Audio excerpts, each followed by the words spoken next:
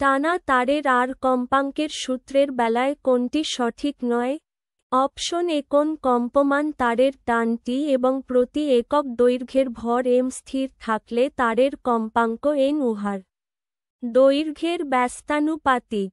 Option B কোন কম্পমান তারের দৈর্ঘ্য l এবং প্রতি দৈর্ঘ্যের ভর m অপরিবর্তিত থাকলে তাদের কম্পাঙ্ক ন ও হার টানটি এর বর্গের সমানুপাতে পরিবর্তিত। অপশন সি কোন কম্পমান তারের দৈর্ঘ্য l এবং টানটি স্থির থাকলে তারের কম্পাঙ্ক n উহার একক দৈর্ঘ্যের ভর m এর ব্যস্তানুপাতিক হবে। অপশন ডি কোন কম্পমান তারের দৈর্ঘ্য l এবং টানটি এবং ঘনত্ব p স্থির থাকলে তারের কম্পাঙ্ক উহার ব্যাসার্ধ r এর সমানুপাতিক হবে। সঠিক উত্তর।